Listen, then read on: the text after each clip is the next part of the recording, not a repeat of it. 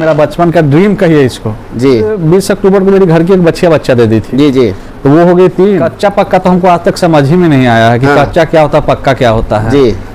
अगर पक्के कोई लोहा का बिजनेस कर ले अगर साल 2 साल नहीं बिके तो उसमें भी जंग लग के खराब हो जाएगी, फिर उसको कबाड़खाना में बेचना पड़ेगा। मुनाफा अभी ना कभी लगाना भी पड़ता है जी। तो मुनाफा जब तक आया था जब तक तो खूब बढ़िया रहा, इसलिए मुनाफा आ रहा है, पैसा इधर उधर हुआ। सीखना है अगर फर्स्ट इलेक्ट्रेशन की गाय लेके आते इसमें कुछ रोग बलाई भी आता है ना सर। जी जी जी। तो इसमें क्या है कि क्षमता है, रोग से लड़ने की क्षमता रहता है। तो ये आप पुराना गाय लेके आएंगे सर तो उसमें उसका ऐसे इम्यूनिटी पावर कम रहेगा, क्या रोग से लड़ेगी जी। तो वहीं सबसे बड़ा चीज है कि आप गाय लाके किसी पे डिपेंड नहीं रह सकते हैं, आपको खुद समय देना पड़ेगा जी। 2 टाइम तो एकदम मिल्किंग फीडिंग और मिल्किंग टाइम में आपको रहना है जी। आप अपने मैन पावर के भरोसे वो नहीं कर, गोबर भी उठा लें तब आप रहिए जी। नमस्कार मित्रों, ने कृषि दर्शन में आपका स्वागत है और आज मैं पहुंच चुका हूं बिहार के पटना जिले के फतेहपुर गांव में और इस डेयरी फार्म की शुरुआत जो है अभी 18 माह पहले जो है किया गया था और एक गाय से किया गया था, वो भी शौक के तौर पे किया गया था। बाद में जो है सर जो है इसको कमर्शियल रूप दिए और प्रेजेंट में इनके पास अभी 12 गाय है।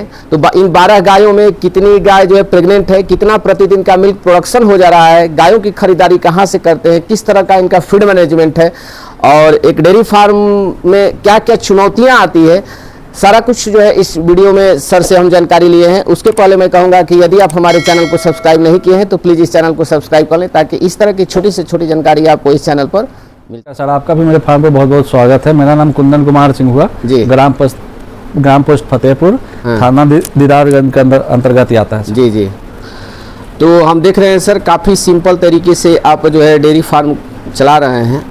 लगभग कितना साल हो गया आपको चलाते हुए और कितनी गायों से शुरुआत किए थे? एक गाय से शुरुआत किए थे सर और अप्रोक्स 1.25 साल के आसपास हुआ है। कोई जो है इस सेक्टर में नहीं आना चाहता है? शौक सर, जानवरों से प्यार, हाँ एक शौक था और मेरा बचपन का ड्रीम कहिए इसको जी कि हमको गौशाला करना था। हाँ। तो शुरुआत कितनी गायों से किए थे सर? एक गाय से सर। एक गाय से किए थे जी। तो कहाँ से लेकर के आए थे सर? दोस्त का गाय था सर, उससे ही परचेज कर लिया था। हाँ। तो कैसे इसको व्यवसाय में तब्दील किए? सर देखिए, पहले हम जॉब में थे, 9 साल जॉब किए। हाँ। उसके बाद अपना गैरेज खोले जी। गैरेज के बाद जब इसमें आए तो ये हमको बीच में और सबसे बड़ा चीज कोरोना काल सिखा दिया। हाँ। कि ये डेयरी सेक्टर में जो दूध का धंधा है, ये कुछ भी आ जाए, ये डेली यूज का आदमी का जरूरत है, ये कभी बंद नहीं हो सकता है जी। इसलिए हम इस पे ज्यादा फोकस कर दिए हैं सर। तो एक गाय लेकर के आए, वो तो मान लीजिए कि घर पर दूध जो है उसका सब नहीं, घर के लिए अलग था। हाँ। घर पे हम लाके पहला 2 गाय जो लाए थे, हाँ। हम घर पे लाए भी नहीं थे, दूसरे के डेयरी फार्म में नुका के रखते थे। हाँ। तो और कितने दिन के बाद जो है गायों की संख्या बढ़ाते गए? पहला लाए थे सर 15 सितंबर 2023 को, दूसरा लाए 7 अक्टूबर 2023 को, तीसरा लेके आए बीच में, फिर 20 अक्टूबर को मेरी घर की एक बच्चा दे दी थी जी जी। तो वो हो गई 3 और उसके बाद चौथा लेके आए 15 जनवरी को सर। हाँ। उसके बाद फिर सिलसिला बढ़ते रह गया खरीद। तो आपको डर नहीं लगा सर कि कहीं जो है, क्योंकि कच्चा सौदा है, कहीं अगर नुकसान हुआ तो फिर जो है घर पर भी जो है बोलेंगे लोग? सर कच्चा पक्का तो हमको आज तक समझ ही में नहीं आया है कि हाँ। कच्चा क्या होता है पक्का क्या होता है जी।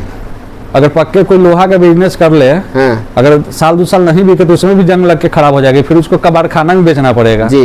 लेकिन ये पूंजी है सर जी। अगर हम आज चाहेंगे ना तो अपना पूंजी छोड़ा सकते हैं। मरना जीना तो ऊपर वाले के हाथ में, सब आदमी है नहीं है इसका कोई गारंटी नहीं। तो कच्चा पक्का हमको समझ में नहीं आता है जी। अगर शौक है, जज्बा है, जानवर से प्यार है तो आप कभी भी स्टार्ट कर सकते हैं। और आप सुने भी होंगे सर कि बहुत सारे लोग खोलते हैं लेकिन 100 में जो है 95 डेयरी लोग बंद कर देते हैं, 5 ही लोग जो है सफलतापूर्वक चला भी पाते हैं। तो उन 95 लोगों के बंद करने के पीछे क्या रीजन हो सकता है? देखिए, बंद करने के पीछे सर जिनका अगर पारिवारिक सपोर्ट नहीं है या फैमिली बैकग्राउंड कमजोर है, उनके लिए ये चीज नहीं है सर जी जी। बैकग्राउंड इसके लिए ठीक होना चाहिए, कम से कम ठीक होना चाहिए, बहुत अच्छा नहीं, ठीक ठाक चल रहा हो तब, क्योंकि इसमें कभी मुनाफा अभी ना कभी लगाना भी पड़ता है। तो मुनाफा जब तक आया था जब तक तो खूब बढ़िया रहा, इसलिए मुनाफा आ रहा है, पैसा इधर उधर हुआ। लेकिन जब सारी गाय ड्राई में जाएगी तो इनको खिलाना भी पड़ेगा सर। तो ऐसा नहीं है कि अभी अगर आपके पास ये मिल्किंग में है तो आप इनको 50,000 का खिला रही है तो बकेन हो जाएगी तो आपको 10,000 में निपट जाएगी। जी, उस समय भी 40,000 खाएंगी, 35,000 खाएंगी ये, तभी मेंटेन रह पाएगा इनका बॉडी। जी। और एक समस्या होता है सर कि दूध के मार्केटिंग को लेकर के। मार्केटिंग का सर हमको टेंशन ही नहीं है। अभी मेरे पास 8 गाय से अप्रोक्स 130 लीटर का दूध हो रहा है सुबह शाम में। जी जी। उसके अलावा अगर हम अभी 5 गाय बढ़ा लेते 100 लीटर भी दूध हो जाता है तो हमको कल से फिर बेचने के लिए सोचना नहीं 1 मिनट, ताकि क्वालिटी और क्वांटिटी में हम कंप्रोमाइज नहीं करते। जी, यानी कि अभी आपका दोनों मीटिंग का मिला करके 130 लीटर हो जा रहा है। जी। तो ये रेशियो सर हमेशा रहता है या? हाँ, ये 130-120 का मेरा रेशियो मेंटेन रहता है। इसको कैसे मेंटेन करते हैं सर? जैसे सर देखिए अभी बहुत सारी है कि मेरी गाय इसमें प्रेग्नेंट है। तो जैसे जैसे ड्राई में जाएगी बीच बीच में एक गाय ला के डालते रहेंगे। जी जी। इसमें से बहुत सारी गाय है जो बच्चा देगी तो उसको हटा देंगे, तो मेरा लिमिट रह गया जी, और प्लस मेरा दूध मेंटेन भी रह गया। तो कितने लीटर वाली गाय रखते हैं सर? कितना लीटर? देखिए अभी सर हमको सीखना था। जी, तो जी। सीखने में हम ज्यादा दूध पे फोकस नहीं किए। हम बढ़िया गाय लाए वेल मेंटेन खरीद के। सब मेरे पास फर्स्ट और सेकंड लैक्टेशन की, मैक्सिमम मेरे पास फर्स्ट लैक्टेशन की ही गाय आपको नजर आएगी, क्योंकि हमको सीखना है। अगर इस फर्स्ट लैक्टेशन की गाय लेके आते इसमें कुछ रोग बलाई भी आता है ना सर। जी जी जी। तो इसमें क्या है कि क्षमता है, रोग से लड़ने की क्षमता रहता है। तो ये आप पुराना गाय लेके आएंगे सर तो उसमें उसका ऐसे इम्यूनिटी पावर कम रहेगा, क्या रोग से लड़ेगी। तो वहीं पे लोग मार खा जाते हैं कि पैसा बचाने के चक्कर में या दूध के चक्कर में 3rd लैक्टेशन 4th लैक्टेशन की गाय ले आते हैं। जब भी स्टार्ट कीजिए नया से कीजिए, क्योंकि नया गाय लाइएगा, मान लीजिए 1st लैक्टेशन में आपकी 15 से 17 किलो दूध की है तो अगले में 20 पार करेगी तो आपको प्रॉफिट और दिखेगा। जी। तो स्टार्टिंग में क्या क्या समस्याओं का सामना करना पड़ा सर? समस्या तो कुछ हमको सामना ही नहीं करना पड़ा जी। सही पूछिए तो सारा गाय बढ़ाते चल गए। हमको सूखा चारा का टेंशन था नहीं, घर में इतना सूखा चारा रहता है परमानेंट जी। गाय उसके बाद पटना से इतना सटे हुए हैं कि और कोई दिक्कत हुआ नहीं। बस गाय को क्या है, गाय को संतुलित भोजन करवाते रहिए, मेंटेन रहेंगे। जी जी। क्या रेट मिल जाता है सर दूध का? मेरा भी दूध का रेट 50 रुपये है सर, जो अगले मंथ से मुझको 55 रुपये करने जा रहे हैं। 50 रुपया मिल जाता है आपको रेट? हाँ जी जी, 1 जून से हम 55 रुपये करने जा रहे हैं। तो कहाँ पर मार्केट में ले जाते हैं या मतलब? नहीं, यहीं से आदमी आते हैं, लोकल गांव के लोग यहीं से सेल हो जाता है। जी। अब हम बात कर लेते हैं फीड की सर। तो खाने के लिए क्या क्या इन लोगों को? खाने के लिए सर कृषि पालक देते हैं। हाँ। तो मार्केट में तो बहुत सारे फीड है सर। नहीं, हम डे 1 से खिला रहे हैं कृषि पालक सर, हम इससे संतुष्ट है। मेरी कोई गाय का देख लीजिए आप BCS कम नहीं होगा। अभी ये इसका तबीयत थोड़ा सा खराब हो गया था, सर्द गर्म से इसको फीवर आ गया था, इस कारण से इसका बॉडी थोड़ा कम है। नहीं तो किसी गाय को देख लीजिए, मेरे किसी गाय का बॉडी BCS कम नहीं है जी। तो जो मिल्किंग वाली गाय है सर उनको कौन सा कृषि पालक में कौन सा? कृषि पालक का येलो बैग आता है सर मिल्किंग के लिए। अच्छा, उधर पड़ा हुआ है। येलो वाला ये देते हैं जी। इसको कितना केजी देते हैं सर? वहीं रहिए। 3 केजी दूध पे सर 1 केजी फीड। अच्छा। और 1 किलो सुबह शाम बॉडी मेंटेनेंस के लिए। और ये अलग रंग का है सर, ये किसके लिए? वो देसी है सर, जैसे मेरे पास बछिया हो गई जो ड्राई में है, अब 7 से 8 महीना तक ड्राई में उसको खिलाते हैं। उसके बाद नए बच्चे जो होगा उसको खिला दिया। और सूखा चारा खरीदना पड़ता है सर कि घर की है? नहीं सर, घर का रहता है सूखा चारा। घर का सूखा चारा सालों भर का हो जाता है? सालों भर का हो जाता है। और हरा चारा? हरा चारा भी घर का ही है सर। तो सालों भर तो नहीं मिल पाता? 7 महीना 8 महीना रहता है सर, लेकिन इस साल से मेरा सालों भर का है। इस बार हम नेपियर लगवा दिए हैं। जी जी। अभी मेरा नेपियर लगा हुआ है, उसके बाद मकई लगा हुआ है, एक और क्या जिनोड़ा बोलते हैं वो लगा हुआ है जी। सब लगा हुआ है। 4-5 दिन में सबका कटिंग स्टार्ट हो जाएगा जी।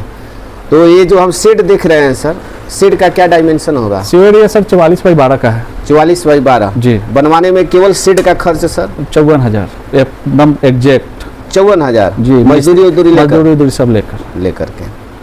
और ये मैट हम देख रहे हैं सर, मैट लगाए हैं। तो मैट से क्या बेनिफिट होता है? मैट से देखिए सर, जमीन को साफ रखने में सबसे बड़ा अहम रोल रहता है। इस पे पानी मारेंगे तुरंत साफ हो जाएगा। जी जी।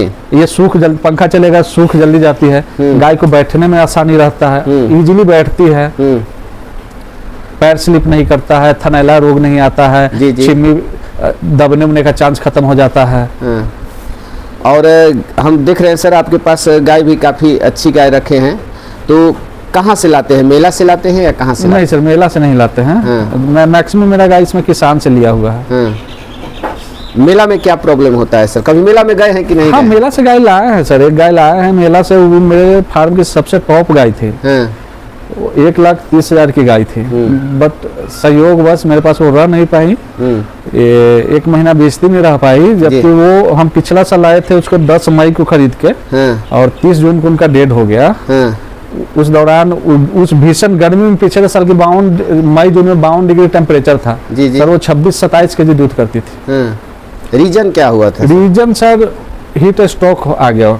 अच्छा। क्योंकि ब्लड चेक, यूरिन टेस्ट, गोबर टेस्ट हम 3-3, 4-4 बार करवाएं। डॉक्टर अंकुर तिवारी सर से लगातार कंटिन्यू बात हो रहा था। बहुत ज्यादा हेल्प किए हम अंकुर तिवारी सर। अपना मीटिंग छोड़ के मेरे गाय का वीडियो कॉलिंग पे उपचार करते थे जी। तो अब क्या प्लान है सर आगे का? आगे का मेरा फार्म बन रहा है सर अभी। वहाँ पे अभी ज्यादा हमको लार्ज स्केल में भी जाना नहीं है। यहाँ से मेरा वहाँ पे 100 बाई 100 फीट लंबा, 40 फीट चौड़ा बन रहा है, मतलब 50 गाय का। और वहाँ पे मेरा है कि खुला खुला रखने का प्रोग्राम है जी। तो युवाओं के लिए क्या संदेश देना चाहेंगे सर? कैसे वो शुरुआत करें ताकि आप जैसे डेयरी फार्म खोल करके खुश हैं, उस तरह वो लोग भी खुश रहें? देखिए, युवा अगर जो मन से करना चाह रहे हैं, देखिए डेयरी फार्म में सबसे बड़ा चीज है कि आप गाय लाके किसी पे डिपेंड नहीं रह सकते हैं। आपको खुद समय देना पड़ेगा जी।